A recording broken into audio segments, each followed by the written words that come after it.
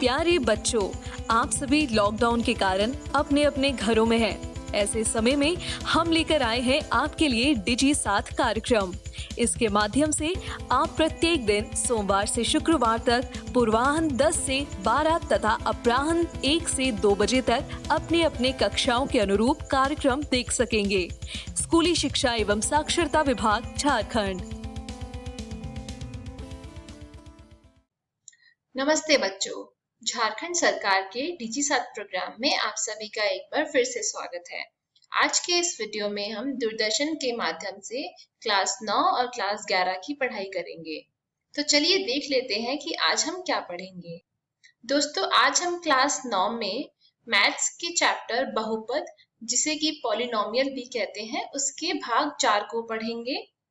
Class 11 में हम संबंध और फलन, जिसे कि रिलेशंस एंड फंक्शंस बोलते हैं, इसके भाग 4 को पढ़ेंगे। इन सभी वीडियो के साथ हम कुछ रोचक प्रश्नों को भी हल करेंगे।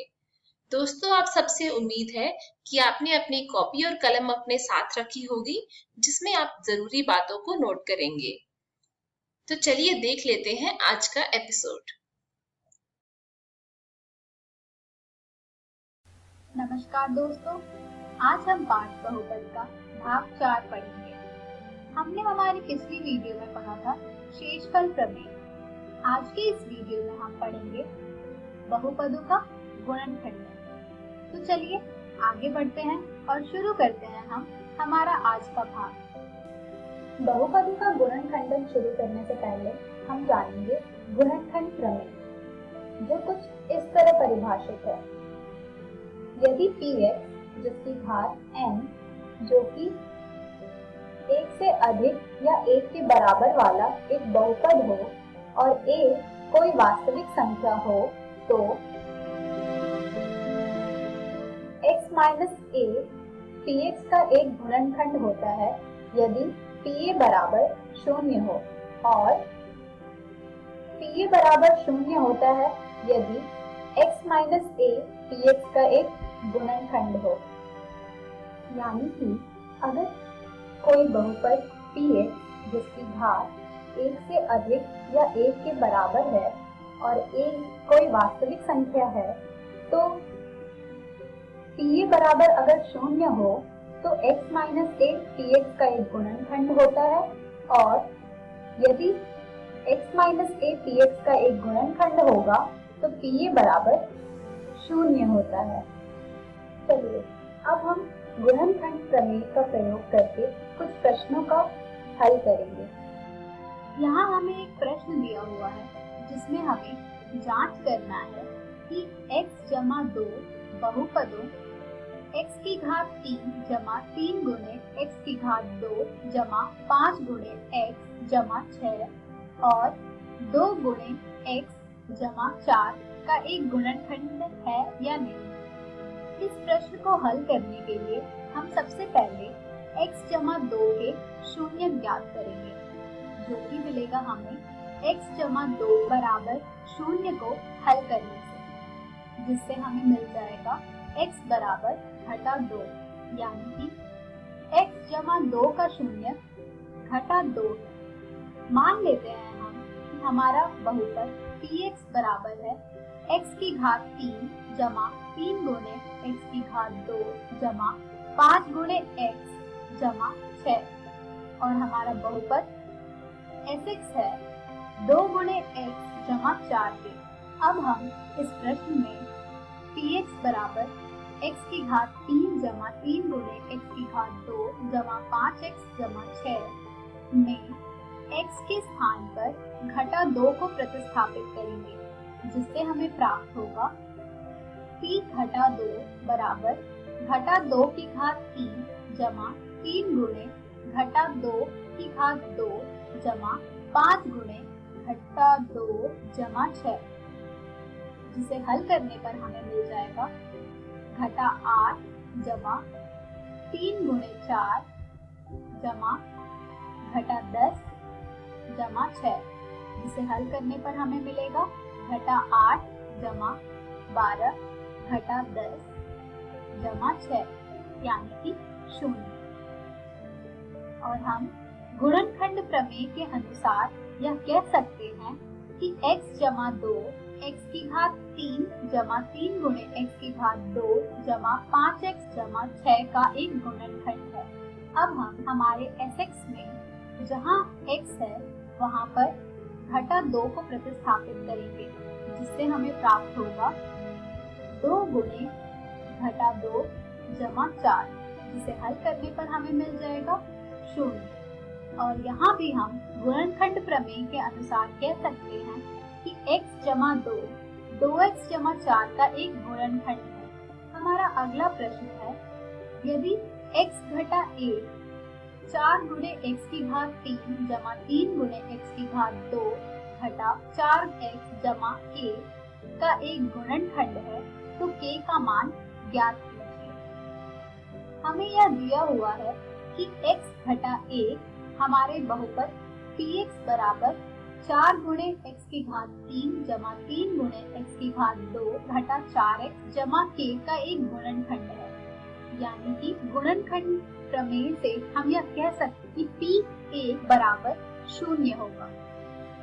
अब हम इस प्रश्न में जहाँ px x है वहाँ पर हम 1 को प्रतिस्थापित करेंगे, जिससे हमें प्राप्त होगा p1 बराबर 4 गुणे 1 की घात 3 जमा 3 गुणे 1 की घात 2 घटा 4 गुणे 1 जमा k, जिसे हल करने पर हमें मिल जाएगा 4 जमा 3 घटा 4 जमा k, जो कि बराबर होगा 0 के, क्योंकि p1 बराबर है हमारा 0 के, जिसे हल करने पर हमें मिल जाएगा k बराबर घटा 3।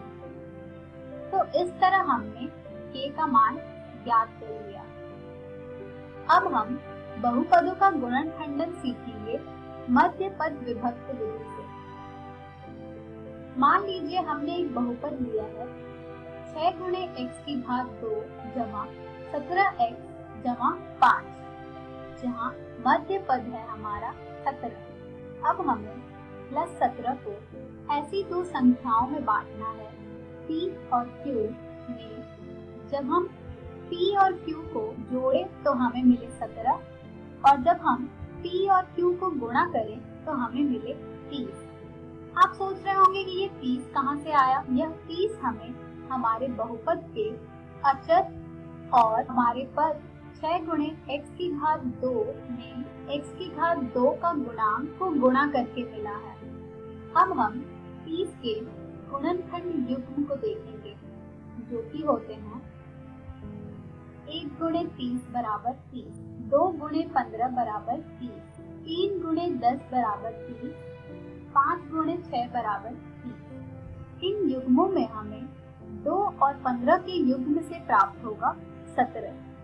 यानी कि हम हमारे बहुपद 6 गुणे x की घात 2 जमा 17x जमा 5 को लिख सकते हैं 6 गुणे x की घात 2 जमा 2 जोड़ 15 गुणे x जमा 5, जिसे सरलीकरण करने पर हमें मिल जाएगा 6 गुणे x की घात 2 जमा 2x जमा 15x जमा 5। 6 गुणे x की घात 2 को हम लिख सकते हैं 2x गुणे 3x, और 15x को हम लिख सकते हैं 5 गुणे 3x। अब हम 6 गुणे x की घात 2 और 15x की जगह इन संख्याओं को प्रतिस्थापित करेंगे, जिससे हमें मिल जाएगा 2x गुणे 3x जमा 2x जमा 5 गुणे 3x जमा 5, जिसे हम लिख देंगे 2x गुणे 3x जमा 1 जमा 5 गुणे 3x जमा 1। अब आप सोच रहे होंगे कि हमने यह कैसे लिखा, तो आइए देखते हैं। यहाँ पर 2x हमारे दोनों पदों में है और 5x हमारे दोनों पदों में है, तो यहाँ से हमने 2x और 5 को उभयनिष्ठ लेकर लिख दिया है, जिसे हल करने पर हमें मिल जाएगा 2 गुणे 3x जमा 1 जमा 5 गुणे 3x जमा 1, जिसे हम लिख सकते हैं 3x जमा 1 गुणे 2x जमा 5। अब हम बढ़ते हैं हमारे अगले प्रश्न की तरफ। जिसमें हमें बहुपद y की घात 2 घटा 5y जमा 6 का मध्य पद विभक्त विधि से गुणनखंडन करना है। हमारा बहुपद है y की घात 2 घटा 5y जमा 6, जहाँ हमारा मध्य पद है घटा 5। अब हमें घटा 5 को ऐसे दो संख्याओं में बांटना है जिसे जब हम जोड़ें तो हमें मिले घटा 5 और जब हम उन्हें गुणा करें तो हमें मिले 6। ये 6 आया है हमारे बहुपद का अचर संख्या और हमारे पद y की घात 2 का गुणांक जो कि है 1, जिससे हमें प्राप्त हो रहा है 6 उन्हें गुणा करके।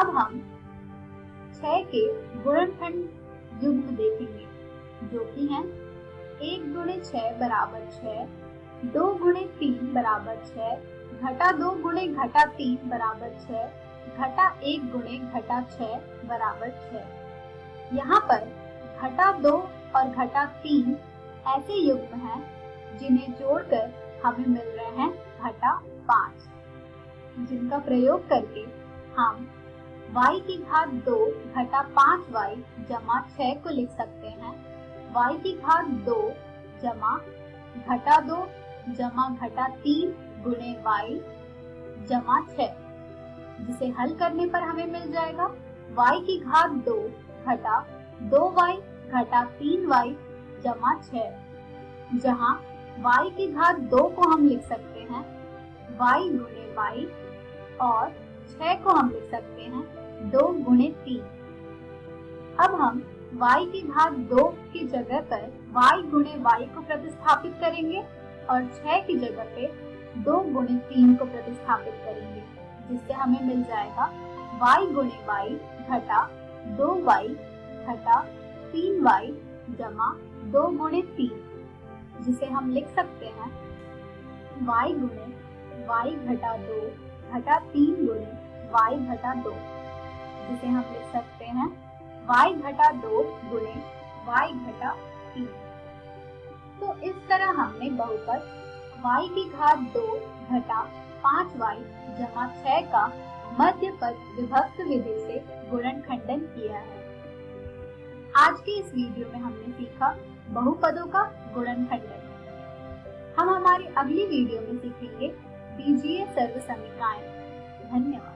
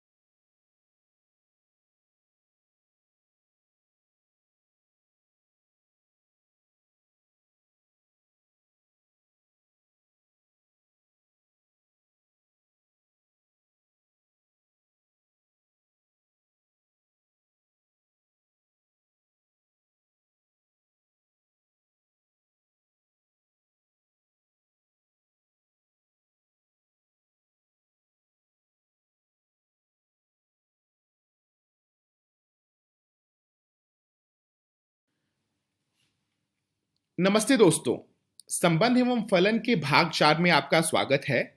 आज के इस वीडियो में हम फलन यानी फंक्शन को देखेंगे और इसके बारे में समझेंगे।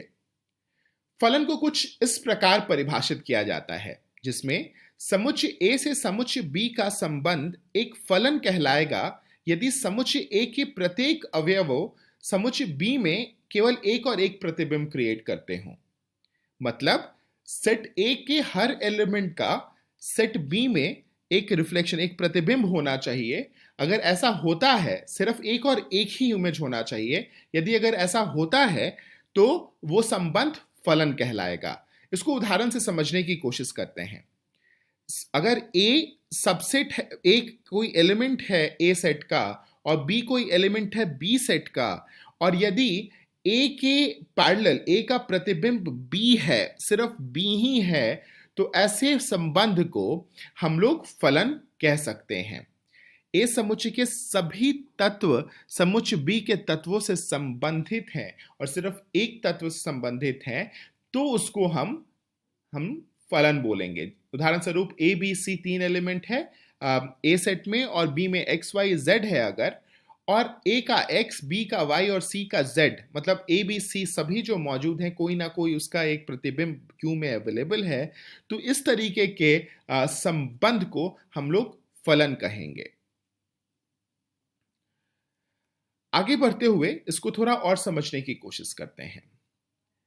अगर A और B दोनों ही F के सबसेट हैं और A और C दोनों ही F को बिलोंग करते हैं, तो इसका अर्थ ये होता है कि समुच्चय A के सभी तत्व समुच्चय B में एक अद्वितीय तत्व से संबंधित हैं।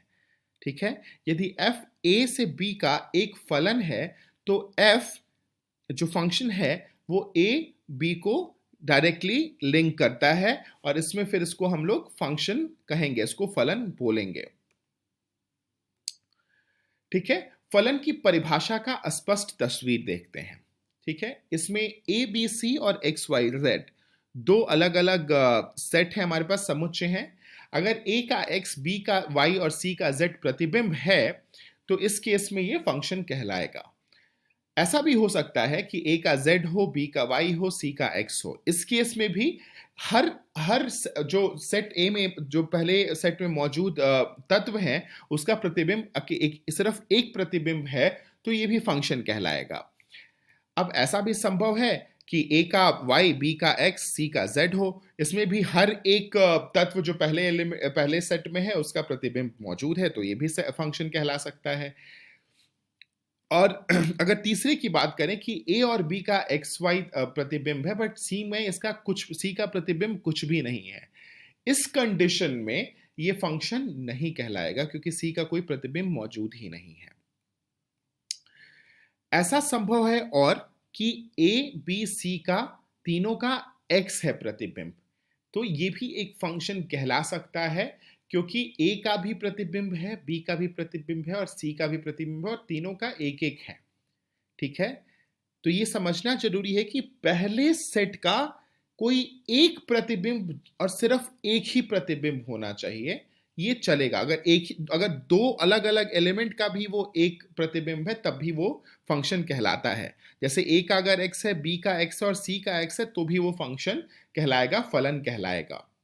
ठीक है, अब ये देखते हैं, जब A का देखा जा रहा है प्रतिबिंब तो A का प्रतिबिंब X और Y दोनों है, तो फिर ये फंक्शन का जो फलन का डेफिनेशन हम लोग पढ़े थे कि सिर्फ एक प्रतिबिंब होना चाहिए, वो ये फॉलो नहीं करता है, इसलिए जो 6 है वो फलन नहीं है।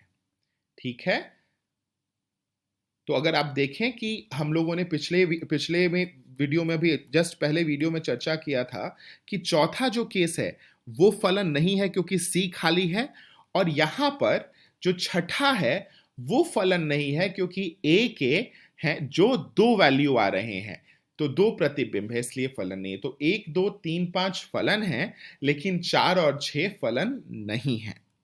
ठीक है, अब कारण देखते हैं, कारण को फिर से एक बार दोहराते हैं। जो चौथा एग्जाम्पल था, Z और C के किसी भी तत्व का सहयोगी नहीं है, C मतलब C के किसी भी तत्व का सहयोगी कोई भी नहीं है, इसलिए वो फलन नहीं है।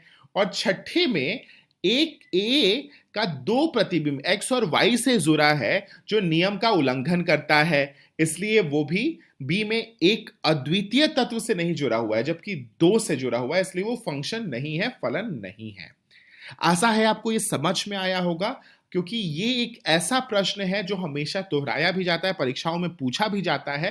तो इसको एक बार दोबारा से जरूर सुनने की कोशिश करिएगा और समझने की कोशिश करिएगा, अपने पुस्तक से भी पढ़ने की कोशिश करिएगा। ठीक है, आइए आगे बढ़ते हुए हम लोग फंक्शन को एक बार फिर से दोहराते हैं। एफ जो एरो बी है, इसका अर्थ क्या कहलाता है, इसका क्या, इसको कहते कैसे हैं? तो इसको कहते हैं कि ए को एफ का प्रांत कहा जाएगा और बी को सहप्रांत कहा जाएगा। समुच्चय बी में संबंध अव्यय को एफ का परिसर कहा जाएगा, अर्थात सहप्रांत एफ परिसर में निहित है। ठीक है, आपसे हम लोगों की आशा करते हैं कि जो भी आपको पढ़ाया जा रहा है उसको आप नोट करते चल रहे हैं और अपना नोट्स बनाते चल रहे हैं। ये बेहद जरूरी है, आपको दोहराने में भी सहायता मिलेगी। आइए उदाहरण देखते हैं इसका। फिर से दो सेट लिया हमने, ए बी सी तीनों का प्रतिबिंब x है, तो इसमें f का प्रांत ए बी सी हो जाएगा, f का सह प्रांत एक्स वाई जेड हो जाएगा, f का परिसर केवल संबंध अव्यय x होगा क्योंकि इसकी वैल्यू सिर्फ x तक लिमिटेड है। परिसर में अव्यय की संख्या सहप्रांत से हमेशा कम होती है, ये बात आपको समझ में आ भी गई होगी। दूसरा उदाहरण देखते हैं। इसमें a का y, b का x प्रतिबिंब है, c का z प्रतिबिंब है। अब f का प्रांत अगर हम देखें तो x1 x2 x3 y1 y2 y3 सहप्रांत है अगर, तो f का परिसर केवल संबंध अव्यय y1 y2 y3 तक ही लिमिटेड है। परिसर यहां पे सहप्रांत के बराबर है, x y z जो है वही परिसर भी है, वही सहप्रांत भी है। तो इस केस में दोनों बराबर या कम हो सकते हैं। तो मतलब एक जो नोट है जो हम लोगों को कॉपी में जरूर लिख लेना चाहिए वो ये है कि परिसर के समुच्चय में अवयव की संख्या हमेशा सहप्रांत से कम या बराबर होती है। कम वाला केस हमने पहले देखा, अभी हमने बराबर वाला केस भी देख लिया। आइए एक और उदाहरण देखते हैं। बता दें कि n प्राकृतिक संख्याओं का समुच्चय है और संबंध r को n पर परिभाषित किया जाता है। तो r जो है वो xy है जहां y इक्वल टू 2x है और x और y प्राकृतिक संख्या मतलब नेचुरल नंबर को डिनोट करते हैं। ये रिलेशन एक हम लोगों को दिया गया है। अब हम लोग इसमें देखते हैं कि कैसे हम लोग इसको आगे बढ़ाएंगे। तो इसमें प्रांत, सहप्रांत और r का परिसर क्या है ये हम लोगों को निकालना है। क्या यह फलन का संबंध है या नहीं है ये भी हमें बताना है। ठीक है, जैसा कि हम सब जानते हैं नेचुरल नंबर क्या होता है और प्राकृतिक संख्या क्या होती है। 1 2 3 4 जितने भी काउंटेबल नंबर्स होते हैं 1 2 3 4 5 6 से लेके सब कुछ हम लोग इसको प्राकृतिक संख्या कहते हैं। ठीक है, अब हम लोग देखते हैं कि प्रांत, सहप्रांत, r का परिसर कैसे परिभाषित करेंगे हम लोग और उसका फलन कैसे निकालेंगे। ठीक है, r का प्रांत क्या होगा? r का प्रांत प्राकृतिक संख्याएं दिया गया है, प्राकृतिक संख्याओं का समुच्चय है। ठीक है, क्योंकि x जो है वो हम लोग नेचुरल नंबर को देख रहे हैं, तो x पूरा 1 2 3 4 से लेके जितने भी नेचुरल नंबर होते हैं वो सारे उसके सेट हमारे प्रांत हो जाएंगे। सहप्रांत भी नेचुरल नंबर होगा, यहां पे लिखा भी हुआ है y नेचुरल नंबर है।